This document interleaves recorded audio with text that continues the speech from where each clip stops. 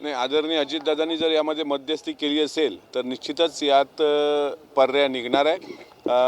दादा एक पाऊल पुढे येऊन जर या निर्णयाला स्वतःच्या हाती त्यांनी घेतला असेल की हा वाद मिटला पाहिजे तर निश्चितच ते स्वागतार्ह आहे आणि मला असं वाटतं दादांच्या पुढाकाराने हा वाद आता मिटेल. रायगडला पालकमंत्री लवकर मिळेल यामधून असं वाटतं. आता वरच्या स्तरावर त्याची चर्चा होईल. आता पालकमंत्री नेमकं कोण करावं, कोण असावं याबाबत अजितदादा, माननीय मुख्यमंत्री हे एकत्र येऊन निर्णय घेतील.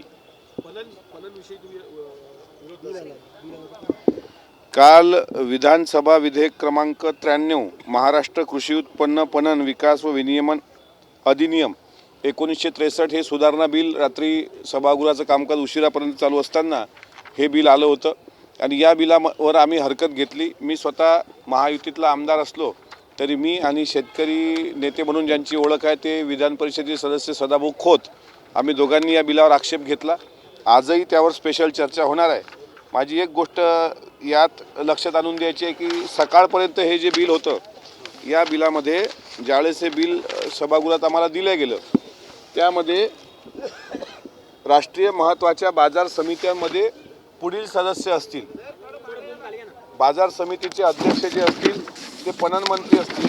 आमचं यावरही हरकत आहे की पणन मंत्री 30 बाजार समितीचे जर अध्यक्ष झाले तर मग कारभार कसा पाहणार, कुठं कुठं ते वेळ देणार.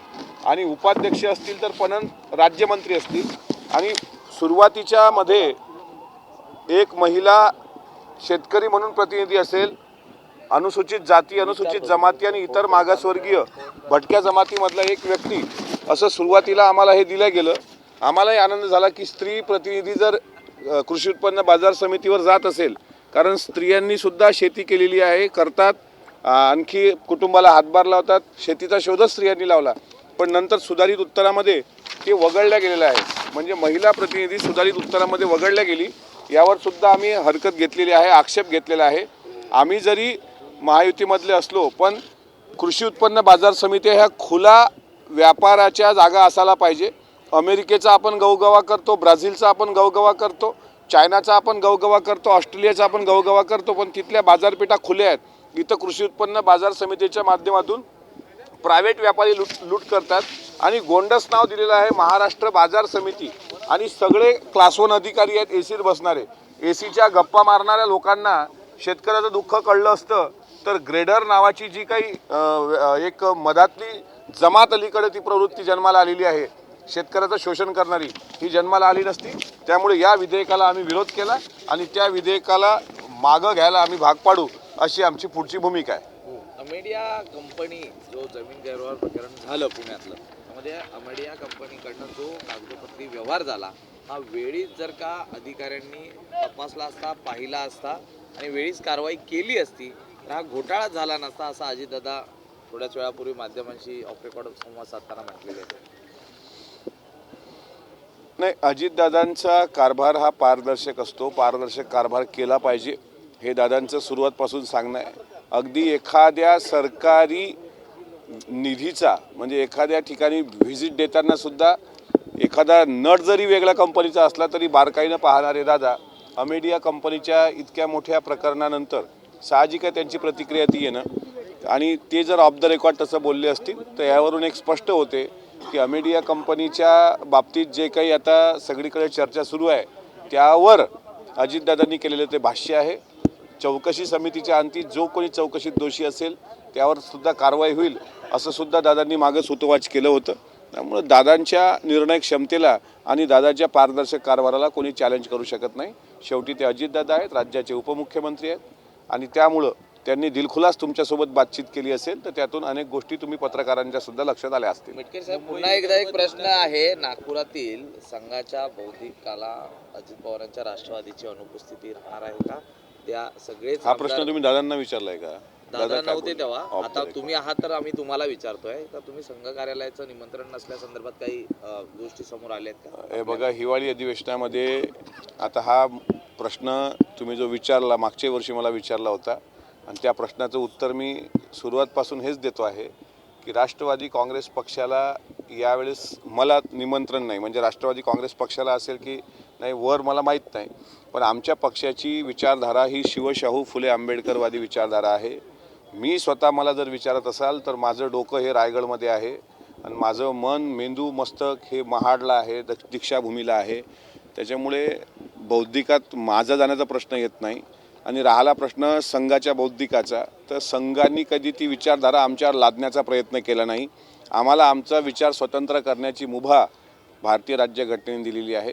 संघाच्या बौद्धिक शाखेत आम्हाला निमंत्रण नाही आणि वरिष्ठ पातळीवर काय निर्णय झाला हे मला माहीत नाही. मुंबई विदर्भ तोडण्याचा प्रयत्न सुरू आहे. कॅबिनेटचे सदस्य तसं सांगतात, वेगळा विदर्भाचा विचार बावनकुळे म्हणतात की वेगळा विदर्भ करण्याचा प्रयत्न सुरू आहे आणि मुंबई हा तोडण्याचा देखील विचार सुरू आहे, कारण पालघर पर्यंत गुजरातची हद्द वाढत आहे असा आरोप थेट राऊतांनी केलेला आहे.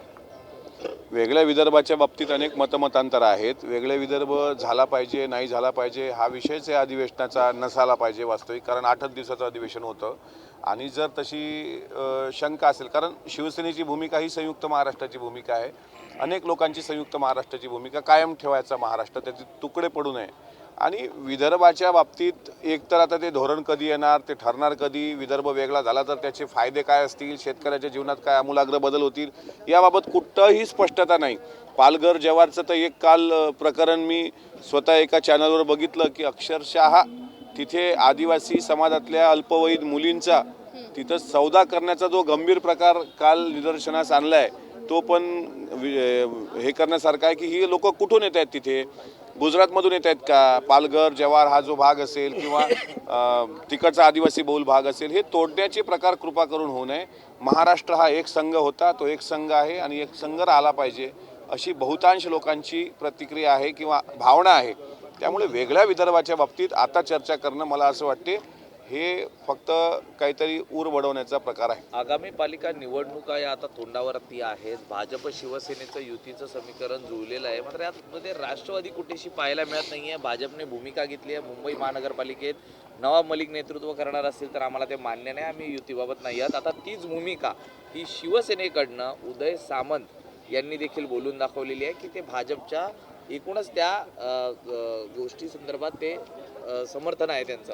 मी तुम्हाला अगदी जबाबदारीनं सांगतो की महानगरपालिकेच्या मुंबईच्या निवडणुकीमध्ये महायुती म्हणून आम्ही एकत्रच लढणार. काही गोष्टीची अडचण असेल, नवाबबाईंबद्दल स्वतः आता शिंदे सेनेची अडचण आहे असं तुम्ही म्हणताय, भाजपची अडचण, काल आमदार साटम मला वाटते त्यांनी पण त्या गोष्टीला विरोध केला होता. पण मी एक तुम्हाला सांगतो की आज ऑफ द रेकॉर्ड चर्चा करताना जसा रायगड कोकणामधला वाद मिटलेला तुम्हीच मला सांगताय की आता याच्या पुढे तो वाद होणार नाही, तसं महायुतीमध्ये जर ह्या काही संभ्रमाच्या अवस्था असतील तर नक्कीच माननीय मुख्यमंत्री अजितदादा हे सगळे एकत्र बसून हाही तिढा लवकर सोडवतील. पण एक गोष्ट नक्की राहील, महायुती म्हणूनच महानगरपालिकेमध्ये आम्ही लढणार. हे म्हणतायत की मुंबईचं नेतृत्व नवाब मलिकांकडे असेल तर तिथे युती होणार नाही, हीच भूमिका शिवसेनेची आहे. मग आता राष्ट्रवादी ती भूमिका शिवसेनेची जरी असली तर ती भूमिका ठरवण्याचा अधिकार राष्ट्रवादी काँग्रेस पक्ष म्हणून राष्ट्रवादी काँग्रेस पक्षाला आहे. ते पक्ष ठरवेल की कोणाच्या अधिकारात ते असलं पाहिजे. आणि याच्यानंतर मला विश्वास आहे की एकनाथराव शिंदे साहेबांनी ही भूमिका अद्याप मांडलेली नाही, देवेंद्र फडणवीस साहेबांची भूमिका पुढे आलेली नाही, अजितदादांनी याबाबत काही बोललेले नाहीत. त्याच्यामुळे तिन्ही नेते एकत्र येऊन याबाबत निर्णय घेतील आणि मी परत तुम्हाला सांगतो की महायुती म्हणून आम्ही एकत्र लढू. एबीपी माझा, उघडा डोळे बघा नीट.